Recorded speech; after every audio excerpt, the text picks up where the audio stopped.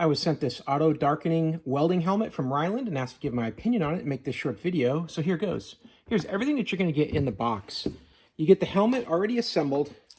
You get an owner's manual, and you get 2 replacement pieces of a clear lens that you're going to use to replace this lens here if it gets damaged, or the one inside if that was damaged. So very handy that they give you a spare set that you can keep with your extra equipment. The manual is very detailed, talks about the different types of welding and the different settings you might want to use in response to the welding that you're going to be doing. Main settings you're going to adjust is the on-off switch here, and then the shade level. So it starts at 6 and it goes all the way to 13.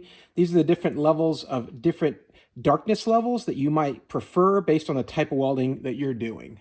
Then inside, you've got a couple settings also here.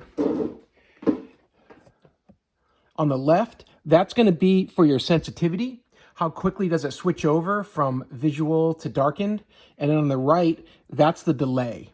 So you're going to, based on the brightness of the light and whatnot, sensitivity is going to kick in. And then how fast does that switch over and switch back? That's going to be based on delay. Now, these are just 2 little knobs that you can just adjust. And they already come with some default settings. They're at the highest sensitivity and low on the delay. Here, what you're going to see when you first buy the helmet is you're going to want to remove the clear covers that are over both lenses, front and back. So on the back one here, I'll try to peel this off and show you. You're going to want to, this is a protective cover only, and you're going to want to make sure that you remove it.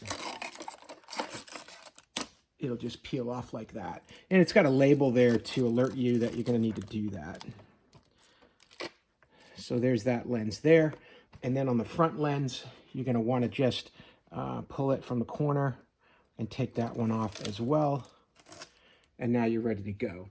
So you've got a solar reader here. That's going to help with charging the battery, but the batteries on these are good for 5,000 hours of use. So they're not replaceable. I think you could probably tear into this and see if you could do that, but they're not designed to be replaceable. But the solar panel here, based on the reflected light, is going to charge it while you're using it. So you're going to have 5,000 hours of use with this battery here. You're going to have no problem.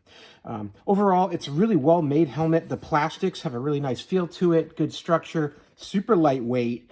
And in the head adjustment here, you're going to just be able to adjust this knob, and it's very quickly going to expand out like this to a very large setting as needed, and then you can clamp that down. It's got foam here for your brow, so you're not going to make a bunch of sweat here. And it's got a nice band here that's going to hold on firmly, so that as you're wearing it, you can just flick it up as needed to get it out of your view, and then pop it back down when you're ready to go.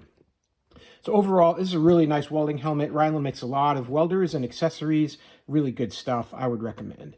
Hey, I hope this video was helpful. Hope this information was useful to you. And as always, I hope you have a great day.